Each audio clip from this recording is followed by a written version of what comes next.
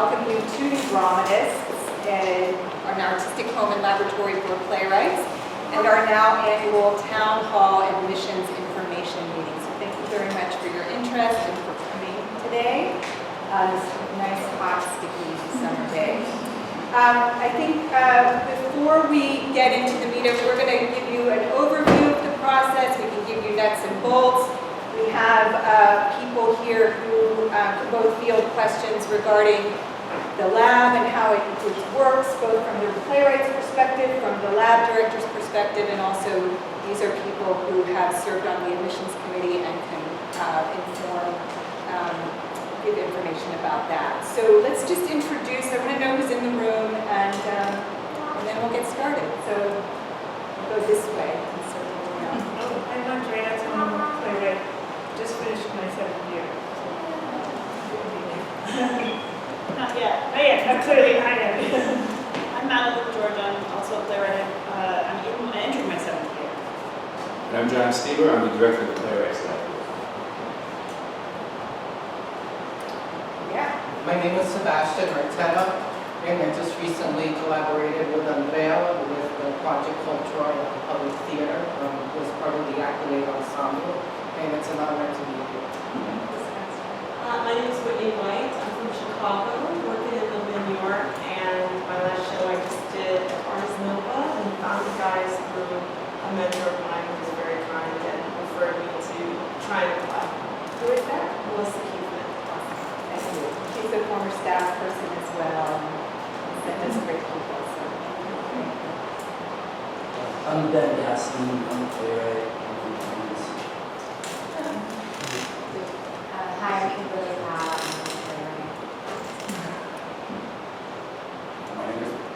My name is Barry Russell, and I'm a playwright. My name is Wayne Madeleine, and I'm a playwright and actor. I'm Rachel Schroeder, playwright. Used to read for you guys. I'm Dean Pointer. I'm also a playwright. I'm John Suss. I'm a playwright. Matthew Wells. I'm a playwright. Tita Inataris, playwright. James Armstrong, playwright. There's like an AA meeting here. My name is Kessler Lowry. I'm a playwright and a performance artist. Stephen Arvidas, I'm a playwright, and I'm next door to PDW at the Actors Studio being a program there. Terrific stuff. Kathy Templeton, I live in New York, and I'm interested in learning more about Cosby, you playwright. Tanya, I came to you as an expert, so I'm one of those kind of words. I'm Daniel Allen Nelson, and I'm a playwright and theater maker based in New York. Thank you. Hi, welcome. Hi. What's your name? Frank Ortega. Okay, Frank. Welcome. I'm Emily. You're just introducing. Yes, I'm Okay, great. Here. Oh, hi, yeah, hi, Morgan Allen. I'm the director of finance and new media here, and I'm listening to Hall. We get the middle role. Yeah. Connie Hall, artistic programs producer at Dramatists. I'm the person on the other end of the admissions at New Dramatists email when you email questions about the application process. I read them. Great. So I'm going to give you a bit of the overview, and then, as I said, Connie can get into some nuts and bolts about procedure. Andrea, Madeleine are great resources for both on what happens from the committee perspective and then from a playwright's perspective in relationship to the resources of New Dramatists.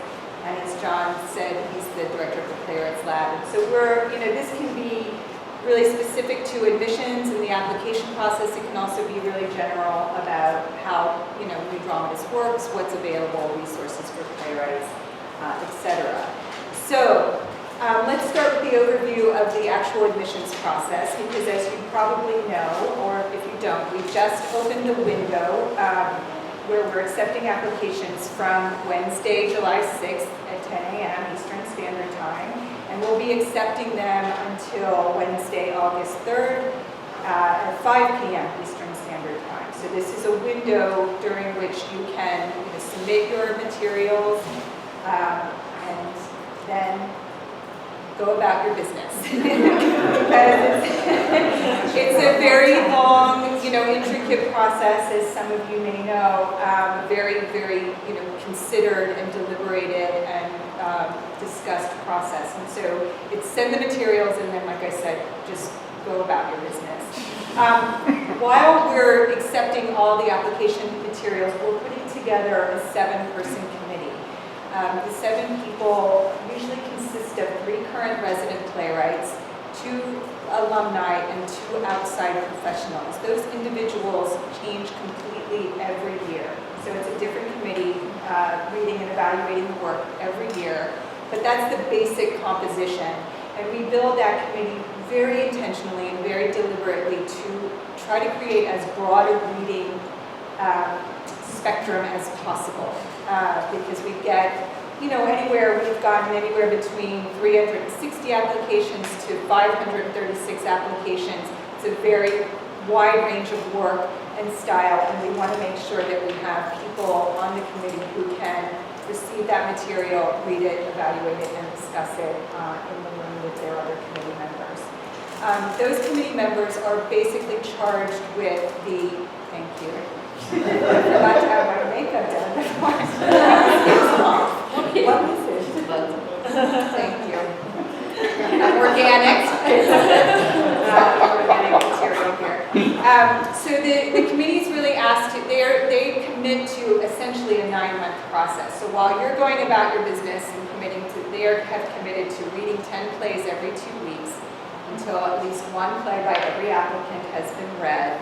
They evaluate the work, and then they get into the room with each other to actually discuss the work, winnow the list, and ultimately over the course of 3 meetings determine an incoming group of writers, somewhere between 5 and 8. These are all consensus-based decision-making. So it's and the meetings that we hold, usually mid-January, mid-March, and late April, early May, can last anywhere between 10 to 15 hours.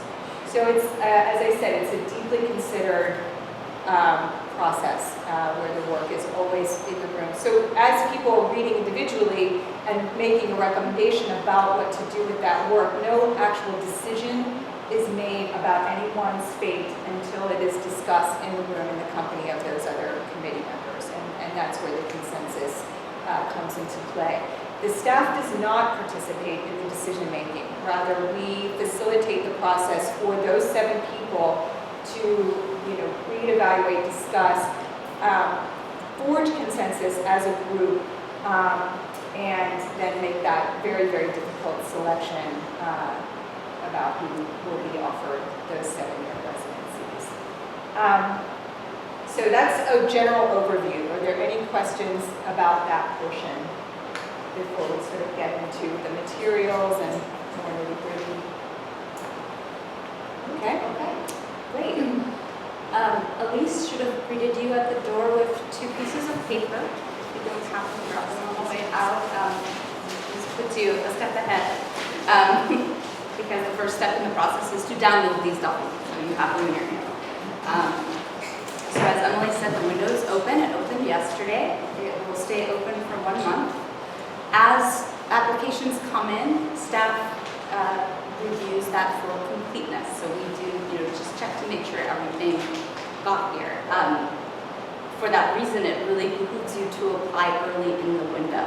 If you apply at 4:49 on August 3rd, that gives me time to look over your application and let you know if there's just something that looks like maybe it was submitted in error. So please submit early, please.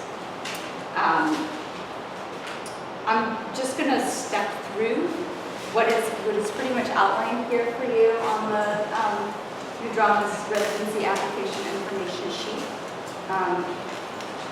To begin your application, visit newdramatists.org/admissions, and then there will be a button to begin your application. And on that page as well are these 2 documents, the guidelines for resident playwright company, which really just gives you an overview of what it is to be part of the playwright company at New Dramatists. To be really crude about it, what do you get and what do you give. But it gives you a sense of what this thing is, what the 7-year residency you're applying for really is, because it's different than many other places. So please read that first. I won't go through it, but please read it. So once you go to that page, newdramatists.org/admissions, and you've read your materials and you click begin application, you will be prompted through some questions just relating to citizenship, and then your contact information. You will be asked to enter a statement of intent. There's a question that's written here for you, letting you know what the prompt will be. It's about what you would do as a community member at New Dramatists. That statement of intent should be equivalent to a 1-page letter. And you can either key it in, you can type it into the field, it's a field box, or you can do it in Word and copy and paste it into that field box.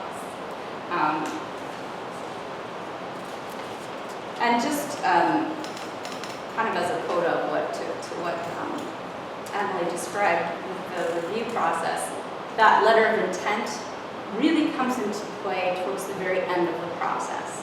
So just so that you know, it's not the first thing you read. You're leading with your work.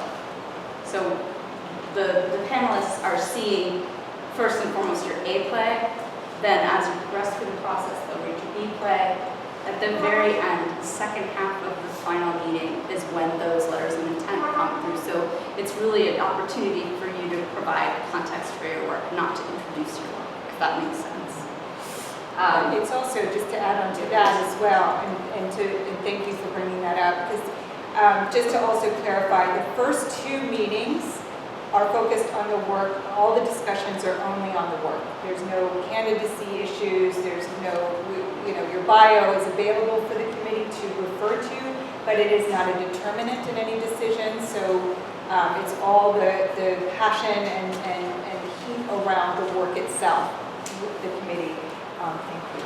And then also, as Connie was saying, that the statement of the letter of intent comes into play about halfway through that 3rd and final meeting, and it's also about how you introduce your voice directly, because up until that point, the committee has been intuiting you as an applicant through the work that you've sent. So this is an opportunity to have your direct voice in the room as well, if that makes sense. So it's in addition to not needing to introduce your work, because at that point they know it well, it's an opportunity to provide context. It's also an opportunity for them to hear a little from you. What does your voice sound like in relationship to the work that you've sent? So you've gone to newdramatists.org/admissions. You've clicked begin application. You will get I think I didn't say this to you before, you'll get an email that prompts you to set up an account, and then you'll set up your account, begin your application. You can save it and return to it, so don't feel like you have to do it in one sitting, so you will be able to do that. You'll also be able to, the email will send you an automatically generated password. You'll be able to change that if you want to. If you have any questions about that kind of stuff, please email me. So then you're prompted to answer questions about citizenship status and your contact information. You've entered your statement of intent. The next page is to upload or enter your bio or resume. Obviously, professional playwright bio. After that, the next 2 pages are for your play A and your play B submissions. So for each of those, you designate which play you'd like to be read first. That's your A play. You're going to upload a standalone title page that will have the play's title and all of your contact information. The copy of the script that you upload for your play A will be blind, so it will not have your name or any identifying information. No production history, no special thanks, nothing on that document that will help us that will let the reader identify you. Please, I've noticed last year that Acrobat DC users, there's a file descriptor that sometimes automatically says who you are. So when it's downloaded to an iPad, then they see who you are. So I'm not exactly sure how to troubleshoot that, but go into the file descriptors if you can, please try to remove your identifying information. So sometimes it's not just how you title the document, but how the document is packed. Please do your best. So yeah, that's pretty much it for what the materials are that's required. Yeah. Can you say a little more about what you're looking for with the letter of intent? Because we're not having written them yet. Yeah. I mean, I feel like we get used to writing letters that are on the top of a package of things that go into it. So like if you're motivated to be like, as a playwright, I'm interested in, the changing climate of American families. It's like you can start 5 steps down the road from that in this letter. Because the people who are reading it already feel like they're working with your work in a very active way.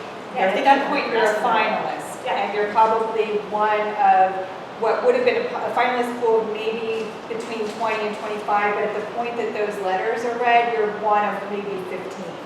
There's already been a sort of, very sorry, but I just thought that's where it comes in because, there's no question at that point who's a good writer. I mean, there's many points along the way that there's no question about that, but at that point, it's sort of what other information can factor into. What else do you want people to know about what you care about as a playwright? Yeah. And also how community works. Yeah, I feel like it was very helpful way to sort of get a sense of the person. We get a sense from the place, but it's nice to just get that unfiltered voice of the person. And because really this is a community, and so you want to know, like, how's this person going to be in this community? What kind of energy are they bringing to this? Or why do they want to be here? What do they think? What do they want to give and what do they want to receive from it? So I think that's very helpful. I think it's harder to get a sense of that from letters that are more distanced or formal, in the sense of like introducing or being very theoretical. I think it's really helpful to be very, I don't know, I find it helpful when it was a kind of direct communication with this person, just to get a sense of who you are. I feel like it's hard to explain why you want to be in a community in a way, you know what I mean? And so like your first effort is like, I want to connect with people and I want to be with people that have common interests, but like what's the, like beyond that, you know what I mean? Like is there what's meaningful about being in a room with, 50 other playwrights? And right How now, does it connect to your own goals?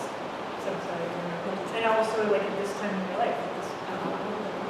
And I think too, one more thing, and the same thing with the work, because I anticipate that this might be a question or might be in the minds about what do you send. I feel that in a way it starts and ends with you. What are you excited about? What are you passionate about? And because you cannot second guess what a committee of 7 people that changes completely every year might be looking for. It is so, having facilitated this process for 14 years, and it is so all over the place, and so that's why it's like, I would think put less emphasis on what you think the committee wants to hear and more about what you want to say as an artist, as a person, as a citizen, right? Totally. Because that's the thing that that's where the uniqueness of you complements the work, and there's a picture that starts to be revealed in a way. Can I also tag onto that? I mean, no one has asked this question yet, but the question of which plays to send to New Dramatists comes up a lot. And I feel like another way to say that is like, we, as playwrights, you get used to sending the play that's gotten the most traction, had the most, positive finalist, whatever, or maybe is the most produced or producible. But that's not necessarily the right play to lead with at New Dramatists. Like, what is the play that speaks most strongly in your voice? I mean, maybe it's one and the same. I hope it is. But like sometimes, whatever, there's a play that's a little bit more popular in your drawer. But you should be really pushing, particularly in the A play, with what's the play that shows you and how you write most clearly. And And I think also that you also feel very proud of. You know what I mean? Because I think that there are some plays I would say, oh, this play's really in my voice, but maybe I don't even feel like it's totally finished yet. And I gotta say, what is some of the play you feel like you really realized? You know, so in your voice, but also that you feel like is really, you know, you want to put what you think is your best stuff, not what you think other people think is your best stuff, but what you feel really good about. The majority of the people on this committee are the writers, and they're reading plays so differently from the way producers, with all respect, are reading plays, because they're looking to program. We don't program. They're looking for whose voices get them excited and knowing the community and what helps revitalize and influence a community that's already pretty darn vital, you know, I think. Yeah, go ahead, guys. To lead into that, I'm sure the 7 members who change every year, are these people with different sensibilities? When I say that, these are people who have comedic sensibilities, because I write in a comedic voice, you know, when it comes to that. Are these people that have the sensibility where they see a comedy, it's not gonna like push them off because they're drama writers, they like drama, that's their life. They're into dark stuff, I'm not mentioning names. But is it a type of community that is very open-minded is what I'm trying to say about different genres of different writers?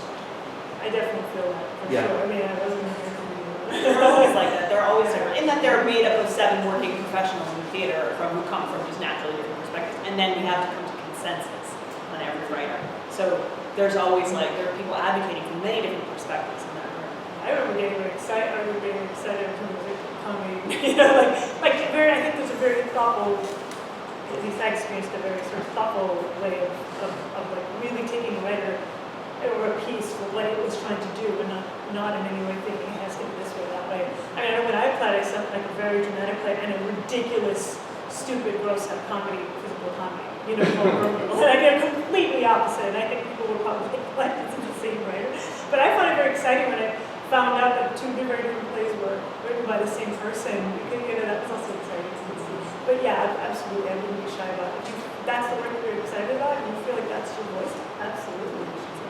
And just to go back to something I put in the overview, but to break it out a little further, the building of the committee starts with the 3 current resident playwrights. And what do they, based on what we know, what do they bring into the room? Sensibility-wise, stylistically-wise, geographically, gender, you know, all of the various ways to the diversity of them as readers, as people, as humans, and then we complement those 3 with the alumni. What's missing from the 3 that we need? Is it a different generation? Is it a different gender? Is it a different ethnicity? Is it somebody who spent their lives working in a more commercial way? You know, it's sort of, you know, looking at what perspectives that 5 then bring into the room, and then further complementing that with then the 2 outside professionals who have been theater professionals ranging from designers, directors, actors, composer, you know, administrators, producers. So we try to make sure that we are building a very broad leadership. And I think the thing too that I heard you say, and I think this connects to what Andrea was saying and Madeleine as well, that, you know, you can't get away from subjectivities when you're asking 7 people to read and evaluate work. In fact, we count on that, and we rely on those subjectivities and those passions that come from the individuals. But the consensus helps mitigate against any dominant passion or one person's perspective, and that's where that's what then allows the incoming class to be very diverse and broad as well, because it isn't one person's charisma that makes all the decisions. It's something that, you know, is to be balanced out. Yeah. I have a question back to the aim by thing, because I know you guys have said that Lombardi and pieces with music have competed, they have been not as competitive, and so I was just wondering if you could talk about that.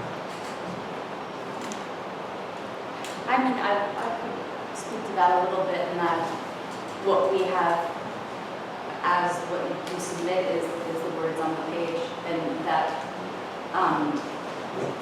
I think just what can be communicated best through that form. That's the form that we use as the basis of getting to know you and evaluating your work.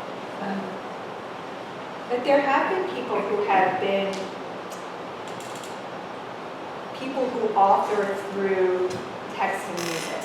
I will say Ruth Margraf is an example of it's almost impossible to separate one from the other. I mean, that is all one vocabulary.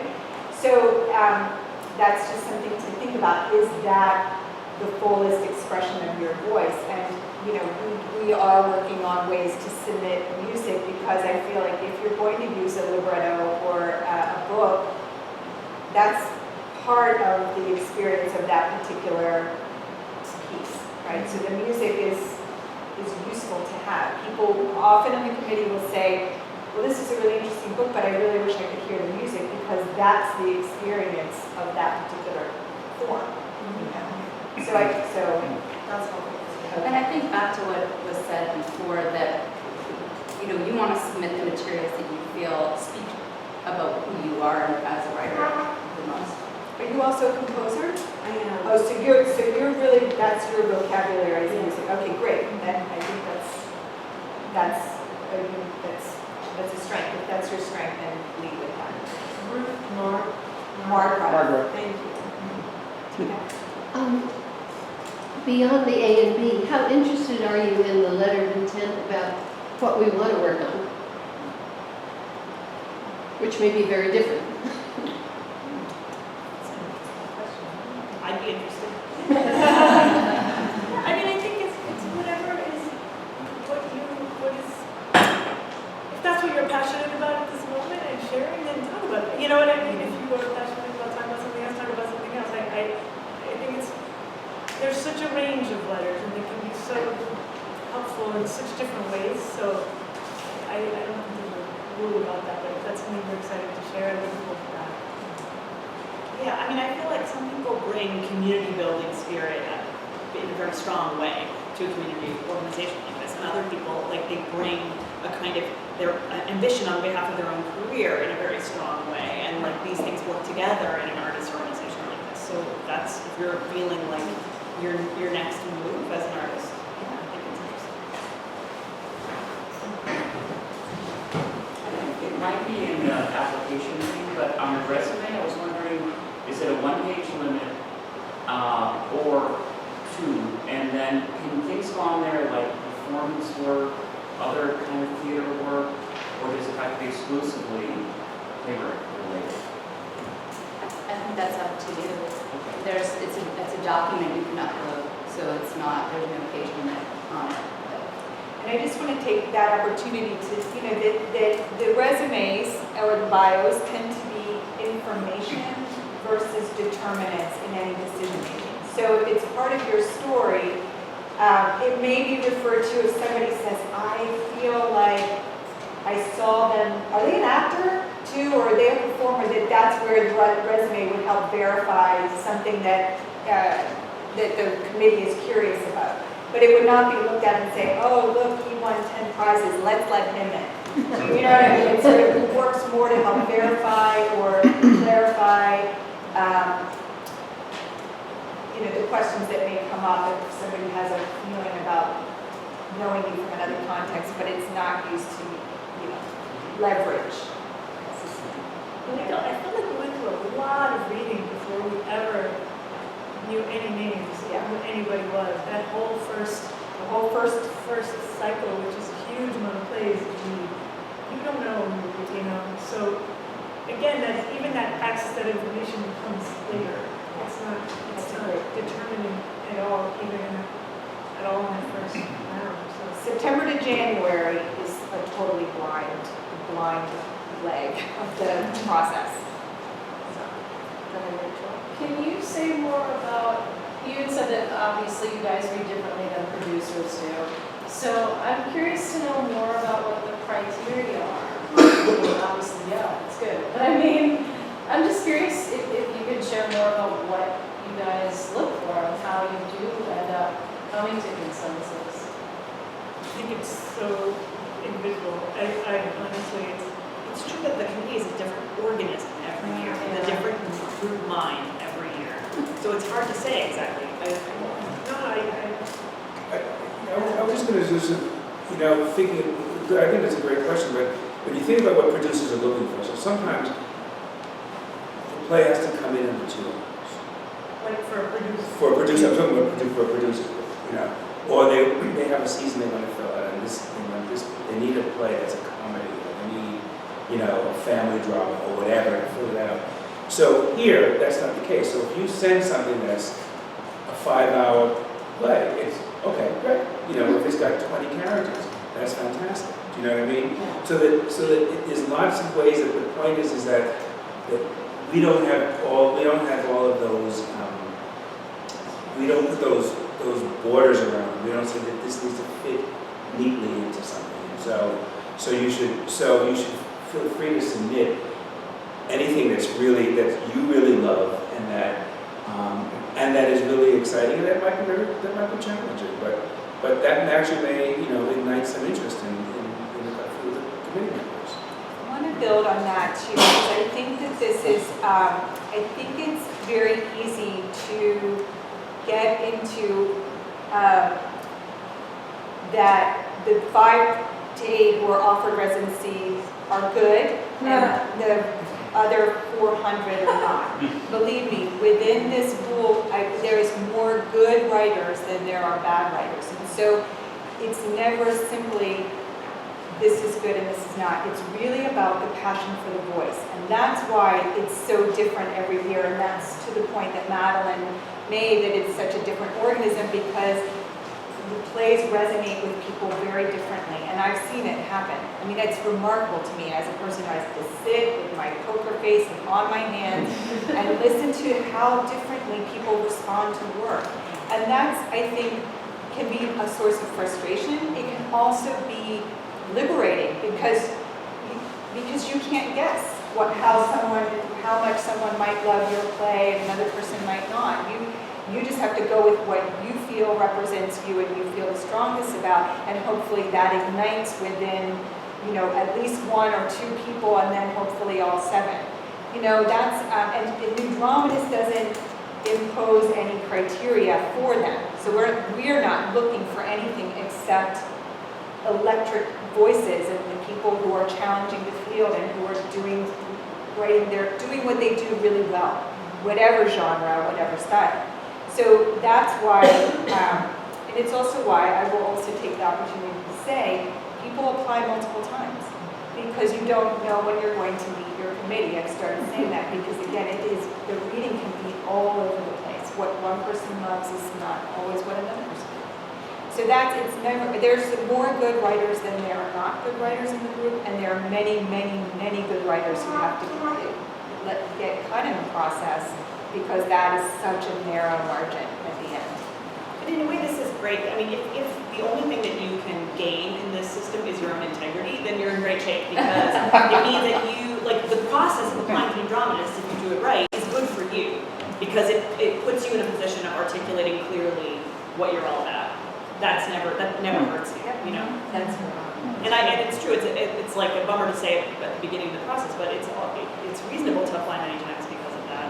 And I'll say also that although the Dramatist doesn't impose criteria, there's a very humane facilitation of the committee meetings, which allows people who have disparate perspectives to teach each other on the committee how to read something. So even if your work is fine and strange and very, very specific, if you hit with a person on the committee that understands you and gets you, that person is helped by the process to show you off to the other people. Which is also good for you. It's also good to apply to new dramatists, because that's a good thing to happen in your work, even if it doesn't result in that particular time. You remember, I feel an affection for so many me too. playwrights that I got to read it, and even though once reading it, I'm like, oh, I'm so happy I get to know their work. And I also want to say, many people apply many times, including me. And I sent one year, the year I got in, I almost didn't apply. And then I was so like, whatever. And then I was like, okay, fine, but I'm sending the exact same plays as on last year. And I did. And I got in. Because, I don't know, that particular year, there was different, it's different readers every year. And it was such a good reminder to me of oh yeah, it's not like new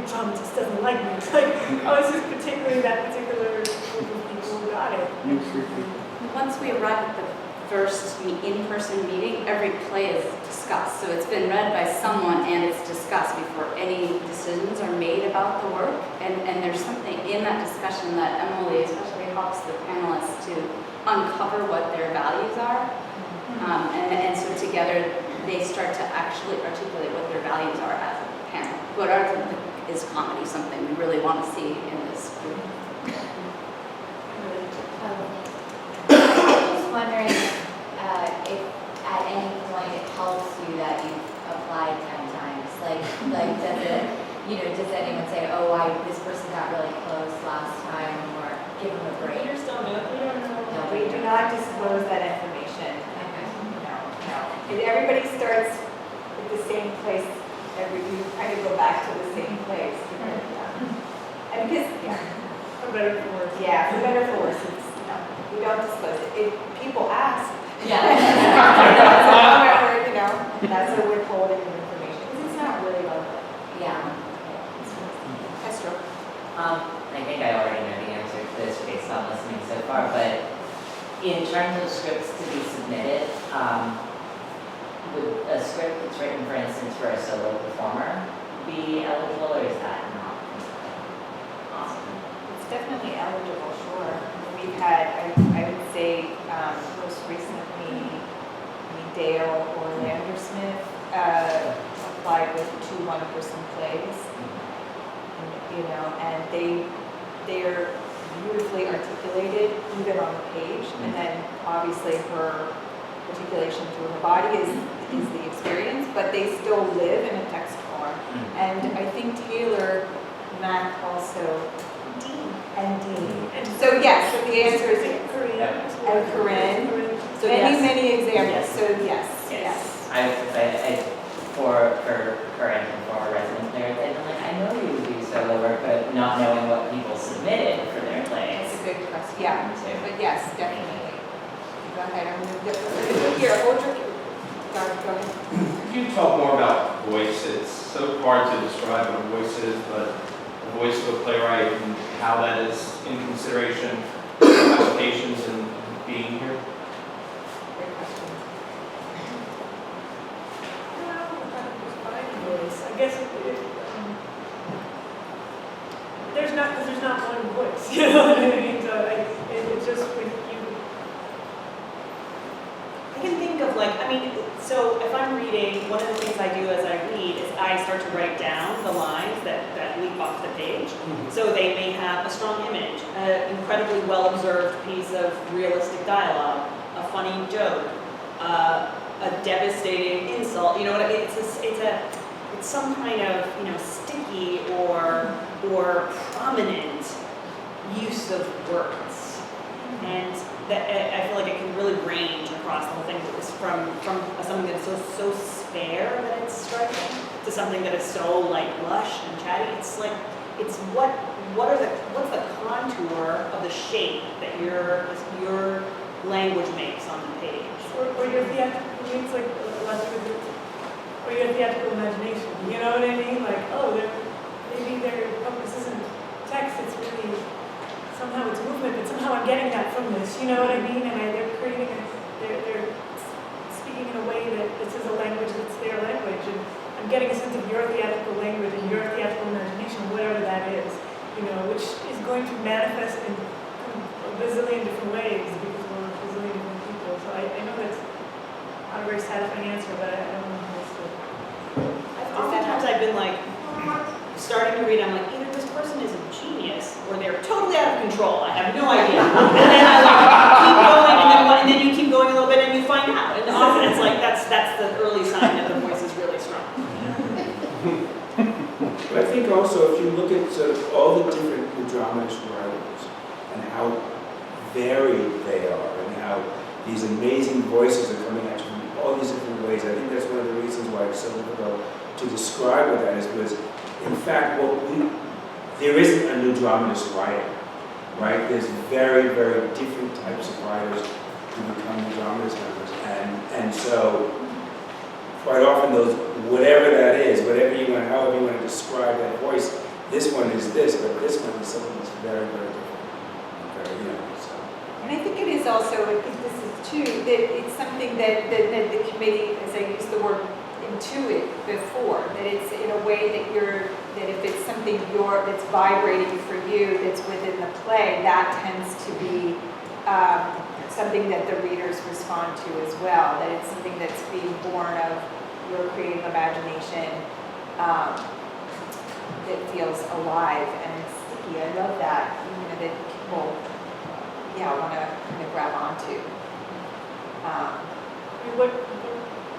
For you, when you go to see a play or you're playing, it resonates for you. I don't know, how do you describe it for yourself? I don't know, but it's the same thing, I know the difference between Albie and Neil Simon. Yeah. But they both have different voices. Right, they're super different. They fit you, they affect you the way you do. I think there's something in there also about just piquing, when you've read one play, piquing your curiosity about who is this writer.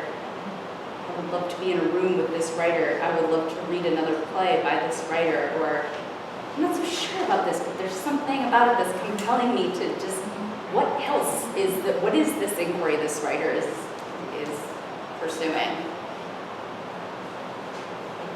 Can you take us, or at least walk us through the A play and then the B play? So the A play is amazing, it's great, hopefully for everybody in this room. And then you get to the point where now you're reading the B play. And the B play is good, but it's not great because, of course, maybe this person spent a lot of time on that A play, and then it's really hard to write one good play, let alone two. So can you just walk us through that process and the judgment or the ideas of what's behind the A and the B play? Good question. I don't know, I thought maybe there was a policy that you were going to. No, I mean, what we distinguish the A play is that that's what you want the committee to read first, which is, I think, fairly straightforward. The B play, I would say that's your pinch hitter or something who comes in, or your closer, in a way. And it doesn't,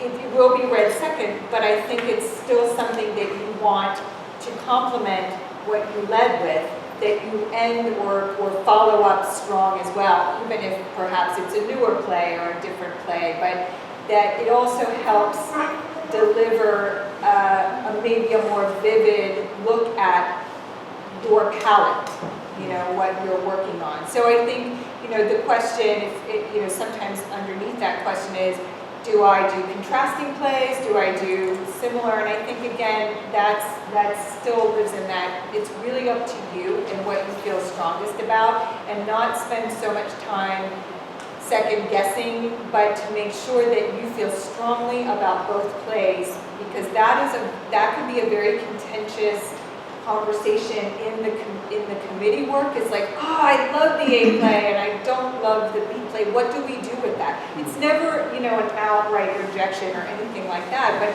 it's something people have to really wrestle with. So I think you still want it to be strong. It's like start strong, finish strong, or start strong, follow up strong. That's what I think. And it can be very surprising, or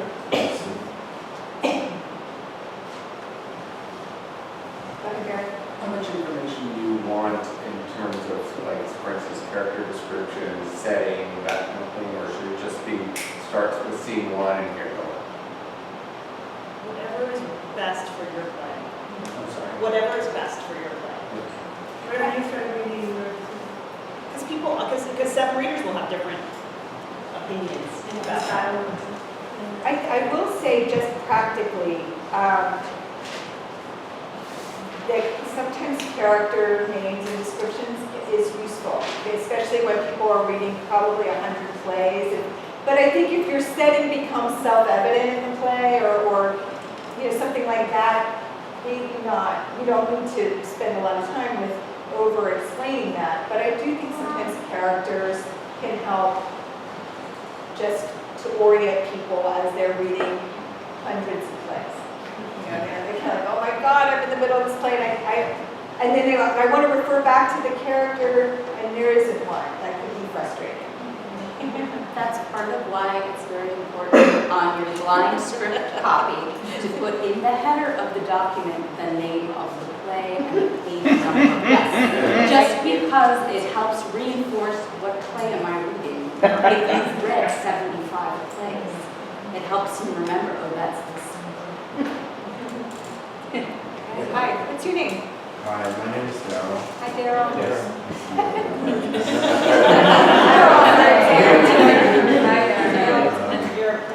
Well, I was wondering if a play featured music that was not a musical, would a music sample CD be something that the panel would be open to and interested in?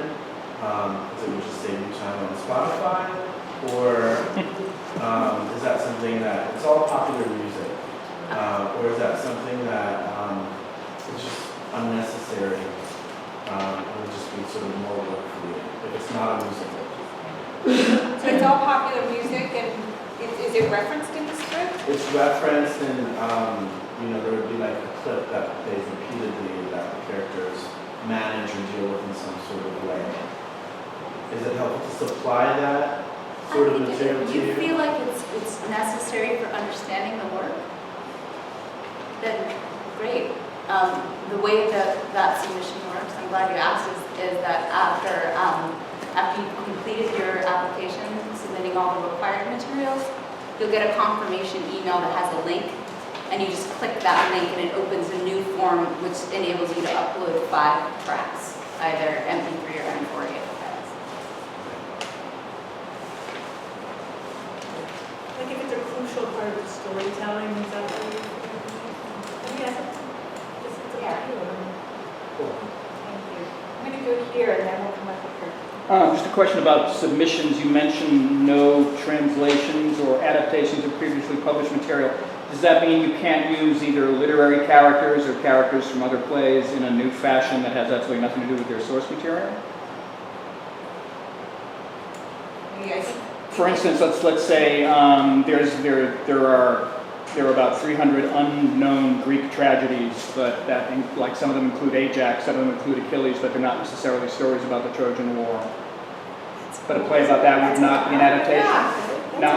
I mean, is your piece an adaptation of one of those stories, or is it, I mean, I don't know. I guess it depends on like how close, because adaptations, No, it's not an adaptation of something. It basically takes that character and says, oh, this is what happens if that character would say lived at the end of the Trojan War. Yes. I mean, Rosencrantz and dead, yeah. I'm sorry, I'm sitting like, right, that's new work. Okay, Yeah, okay. It's just like, so you're not allowed to do like Bridges of Madison County play. Clear exclamation point, yeah. Starring Ajax. Well, I think just to also clarify why not is because, we're looking for original material. Sure. If you base it on a story that someone already wrote, it's very hard to distinguish what you brought to it, unless it's a really radical, undiscernible, source material. But yes, you can take the characters and create original material around them. Absolutely. Okay, I'm going to go back here. For submissions, how variable is the page count? Oh, this is another, well. I mean, what counts as a full-length play? Yeah. Yeah. Well, what we say is that it's constant. I see all the years of work. This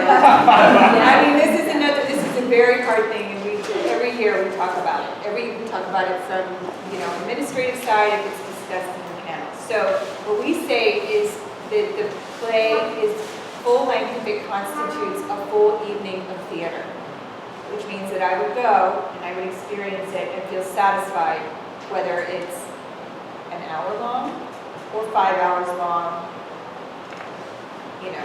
and a 90-minute no break play is a 1-act.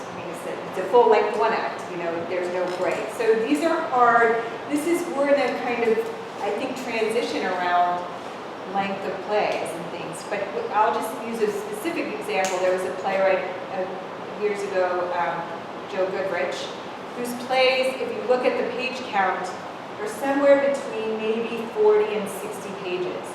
But the worlds are so densely imagined and articulated within those pages that it is a full and satisfying experience in the theater in one evening.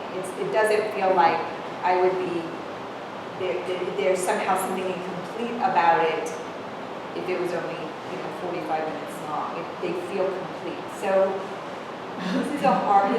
this is a tricky territory that I don't know that we're answering well, but I feel like we will look at, that's part of the human eye on the submissions, is looking at things like format. I have read plays that were, 30 pages to see, and sometimes they feel legitimately like short plays.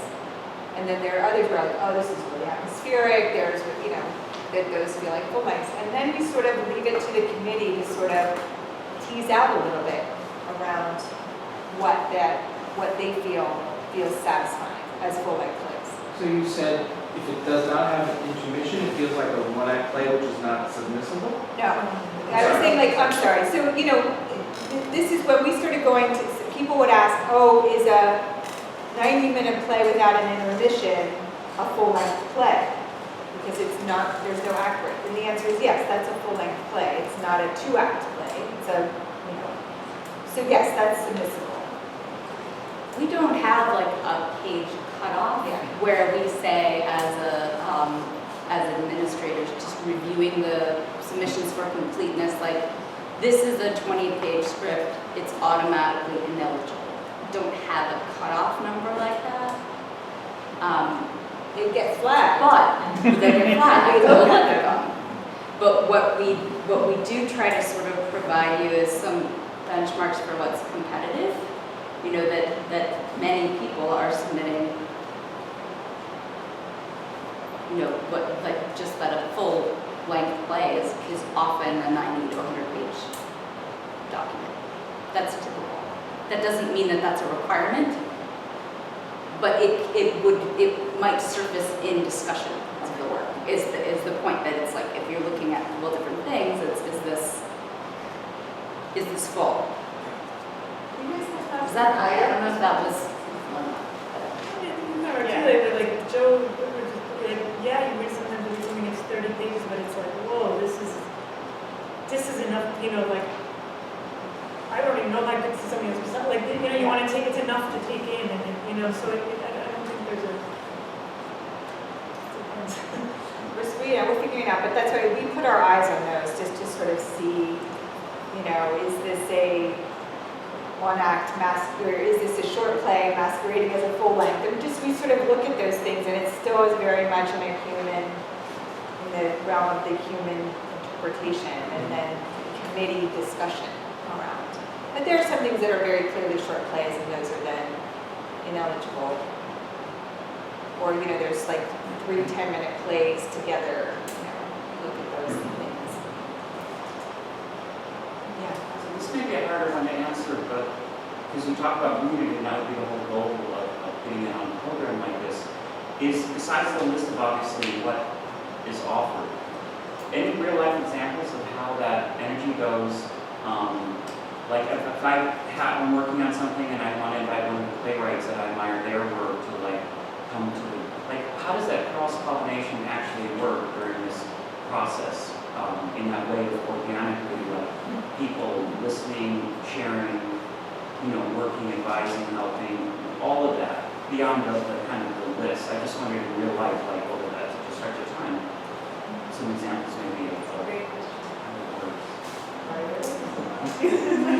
well, you definitely can say, I think I don't know how to do it, but I think that it's totally, you can always ask somebody, it really feels like a community, and some people are going to engage in the community more, some people are going to engage with less, so people are going to engage in really different ways with that community. But it's definitely one of the things that I really appreciated is my first year, you come to the first all-writers meeting, and you're like, oh wow, I'm in this room with a bunch of playwrights I really admire, and I'm just having these conversations with them about whatever, because this meeting is about, we're sitting in this small group talking about very different things, and so these relationships develop very organically, I think, there's a listserv, you can always if you have free tickets to something, you can share that, you can always ask people individually, there's been buddy systems before, inside of, into a buddy and another, becoming playwright. A lot of it is writer generated, so like the Writers Society, the Writers Exec Committee, hey, let's do this. But it's also very like whoever wants to participate. So whoever, there's no like mandatory anything really. There are some formal ways that the community is fostered, right? So Andrea mentioned the all writers meetings. So twice a year we have all writers meetings. We have one in September and then one in May. And it's where we select an afternoon and as many playwrights who are available will come to New Dramatists bearing potluck food and spend the afternoon together. Following a very loose agenda that has been kind of conceived of by our Writers Executive Committee. Our Writers Executive Committee is a kind of governance arm of the organization that once you become a resident playwright at New Dramatists, you can join the Writers Executive Committee, and it is the body to which the organization takes pretty much all matters of programming, personnel, things that come up organizationally to the writers for their input, decision-making, feedback, whatever, because everything we do here is really born out of the express needs of the playwrights. So that is a sincere governance entity of this organization that is, it's all writers. And then 4 members of the Writers Executive Committee sit on our board of directors, and they are full members of our board of directors with voting responsibilities and committee work as well. So that Writers Exec become the representatives of the full community. There's about 25 people signed up, and we have meetings about every 6 weeks, and maybe 15 people will come. But they make up what that afternoon of those all writers meetings will be, and it's art-based, writer-based, queer-based. We had last May. The theme was self-determination.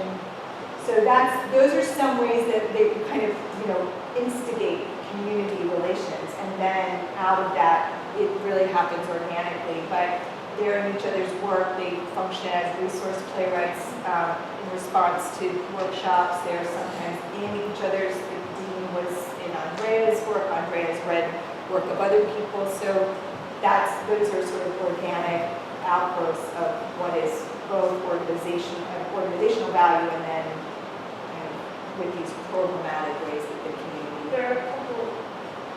No reason. Then there are also, and I maybe don't think of, but there's a couple actual formal programs that Dramatists offers as well, like the playtime and the British studio, which is usually about 5 playwrights at a time. That's an instant community within playwrights that require that. So I don't know. Sure. So when you first mentioned Playtime is basically it's a 2-week retreat in New York at the Dramatists. So it's 5 writers. We bring in 5 main collaborators for the writers, and quite often it's a director, but it isn't necessarily. It can be whoever it is, the writers want to have as their main collaborator. It could be a choreographer, it could be a dramaturg, it could be another writer, it could be anybody that and then we bring in a company of actors. Somewhere between 20 to 35 actors, and we basically try to double cast as much as possible. The idea is that kind of like we do with the O'Neill or Sundance, that basically everybody hopefully gets into each other's work while we're here at the drama. So we usually schedule 3 rehearsals during the morning hours, 2 in the evening, or vice versa. We have a tea time in the middle so that there's an overlap, so that the writers and directors and the actors and writers meet each other and talk about what it is that they're working on and ask questions, that sort of thing. People are invited into each other's rooms, et cetera, et cetera. We also bring in 2 writers as resource playwrights for that process. So in addition to the 5 writers who are actually working on a piece, there's 2 resource playwrights who are in the building to basically be available to the writers to serve as witnesses, as dramaturgs, as another ear, as just a way to somebody to just chat to about the work that's happening. So in that way, as you and Andrea, you've done this, but you've got this each writer. There's what is that number? There's 6 other playwrights who are in the building for those 2 weeks. So there's constant overlap and there's constant communication. And at the same time, what's really great about that is that you also get to see all the other actors, you get to meet the other directors, you get to, you sort of can talk to and you're talking to everybody who's there, so it's a great way of just kind of sharing your work and also discussing ways of working, et cetera, et cetera. And then quickly, Composers of the Writer's Studio is it's a 17-day workshop where there's 5 writers, 5 composers, and then 5 performers. And in essence, it's a workshop on collaboration using musical theater techniques. And so there's the first 3 days that they do all sorts of exercises on collaboration and to get to know each other, et cetera, et cetera. And then basically every 48 hours, a playwright is paired with a composer, they give it an assignment. They have 48 hours to complete it. They come back in and the performers basically rehearse it for 20 minutes and then perform it. Then they discuss the collaboration and the composition, and they go through all 5 groups that way. And then round robin, playwrights pair with another composer, and give it a new assignment, 48 hours to complete it. So that's what You don't have to have ever written anything musical in your life. It's not a musical. It's not a musical theater training program. It's not a lyric writing program. It's actually a workshop on collaboration. But you learn about all those other things in the process as well, but it is a book.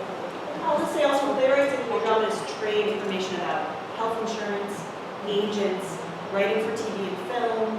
Sometimes people have like political interests and they marshal community around that. Sometimes people have particular aesthetic interests or questions, they marshal people around that.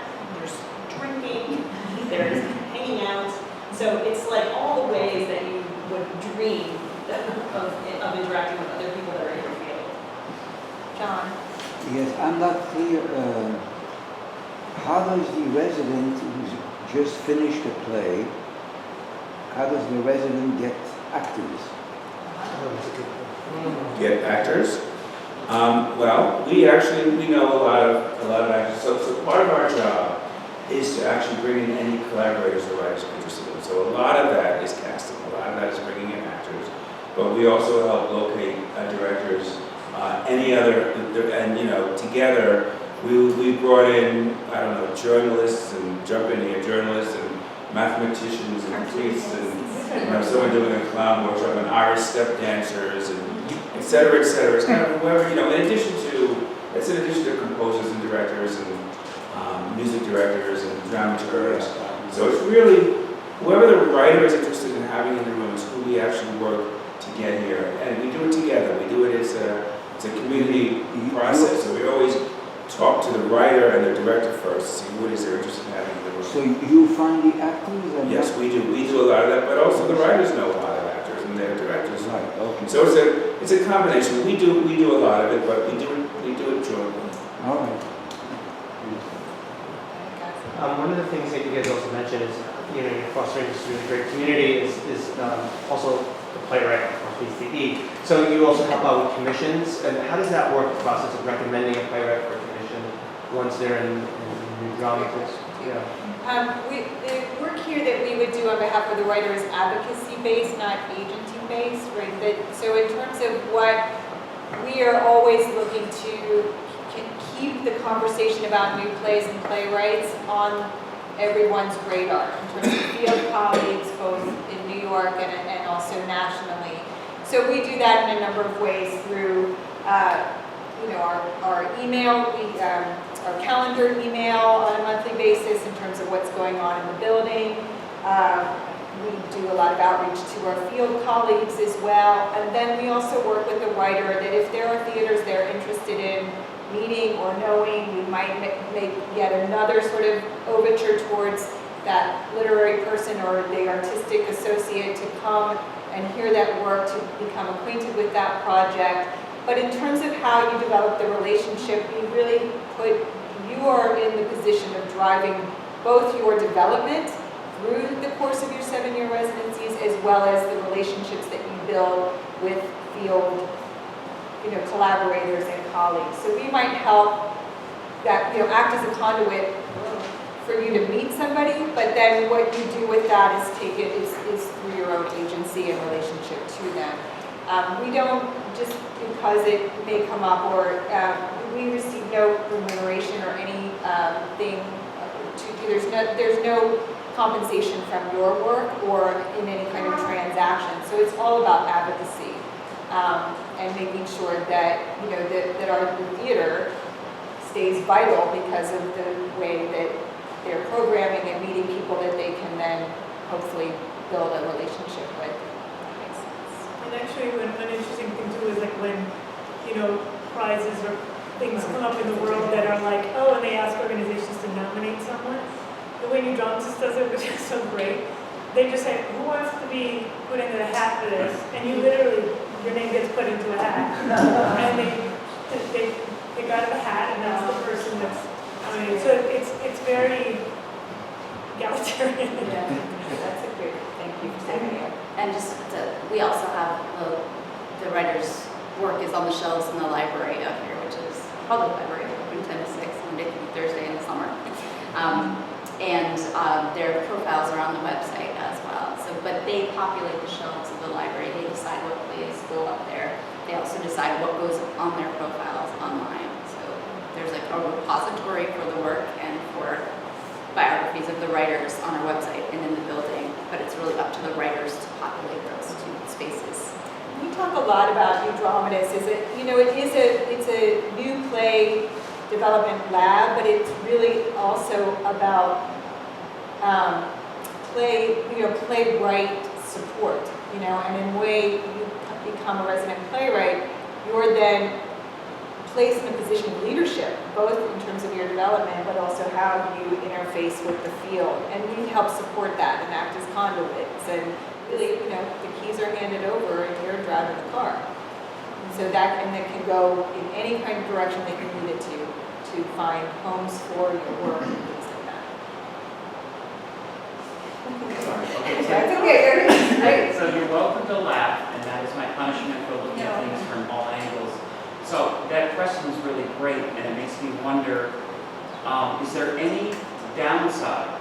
Because of the nature of this being a long multi-year relationship affiliated with one organization, is there ever any downside to such an affiliation for the writer in terms of something like, because I don't know, like a Sundance or an O'Neill or anything where it might be like, oh, you're kind of in that program, you can't apply for this, you can't, you know, it's a whirlwind. That never happened. That's a good question, but I don't I think think so. it is a good question, and I wanted to address it very directly. It's like we're a constellation of support for playwrights. We're all trying to do the same thing, which is to support the writer in their endeavors and to continue to make inroads into the field so that there are more opportunities for new play production. So I feel that there are our comrades, and we work as a team and we work as a constellation network, whatever image works for you. But I think it's necessary. You know, it's never competitive. It's always necessary. I mean, those are almost all other new play development programs and organizations are project oriented. That's the same thing. Yeah. This is very playwright. Yeah. So you're not, I think they perceive it not just as competition for the supporting project, because it's So I think the other thing, I mean, and I think to some degree, it may go to answering the question about what are two full-length plays. And I think one of the reasons for the two full-length is to actually make sure that you guys are you're writers, you are playwrights, you've actually written, you've committed, but then you've committed to it. Because when you come into the Dramatists, we say that you are in the driver's seat. You are yours, and you're going to drive it. So we're not saying we're interested in this play, we're saying we're interested in you. But you need to come back to us and say, this is what I'm interested in, this is what I'm interested in pursuing. How do we actually, how together can we move forward? So I think it's really important that you feel that when you get here, that what you want to do is actually drive that process. We say that, you know, we're the playwright staff.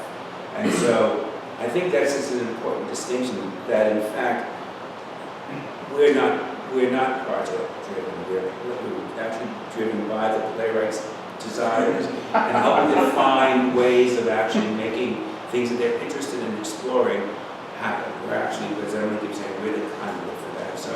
So I think that's one of the reasons. I think that's something to keep in mind as you're sort of thinking about what it is I'm submitting and why I'm submitting, and is this the right time to be submitting? Am I ready to actually step into that position of actually driving my process for the next 7 years? And that goes back to, I think, even the question you were asking, Rachel, and you too, about voice. Is like, we're picking writers, we're not picking plays. Simply. So,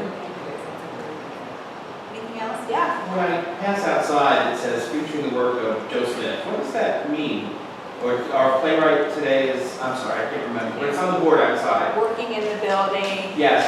Well, that's our marquee, in its simple way. So there are times when that might say 3 p.m. Pinkolandia by Andrea Thome, because that's an open reading that is being posted on that board, as well as it would be posted on our website and posted in our calendar. That existed when the church was built 100 years ago. And so, so that's what some of that is. And then we also, because there's a lot of times when the work that's happening here might be behind closed doors. There isn't a public component, but it's still featuring that, Andrea and Madeleine and Dean are all working in the building. We want to make sure that they're featured as, that's who's in the building today working. So it's more just a way of announcing activities. Sometimes it's a reading, sometimes it's just how great we have these people in the building working today. This is, it's their home, so it's a way of saying, Andrea's home today. Here's your going on in here. What's going on? So, yeah, go ahead, Tanya. This might have been covered, so if it was, we just say, shut up. Is there like a mentor assigned to you, or like a one person that you're partnered with, or that is it just free form? Formally, Can you ask for something like that? Like, can I have like trainer training I think it's specific? Yeah, I think it's come out of like writers that can be something like, let's do this buddy system, and then playwrights volunteer, I'll be someone's buddy for, and then whoever wants to sign up for that will get paired with somebody, but it's not like a formal system. This is it's a peer community. Okay. I mean, with the Van Leer Fellowship, which I think you and I had talked about, that part of that program is a formal mentorship, because ostensibly those fellows are younger in their career and benefit from both a community support as well as a one-on-one with a maybe more experienced writer. It's very collegial atmosphere, and you can always ask someone. That's the other benefit of this kind of diverse community like this. Goes back to what you're saying about the conversations that people might host, but someone might have more experience working in musical theater than somebody else, and they want to talk to them. It's like, I want to write a musical, but I don't know how. Can we have a conversation about how you started? So that happens all the time, sort of where the complementary strengths and desires to improve on a particular area, and that becomes just available because of the nature of this community. We answered everything for now. Yeah, really good question. Yeah, great questions, and thank you for your interest. Obviously, if other questions come up, we're available.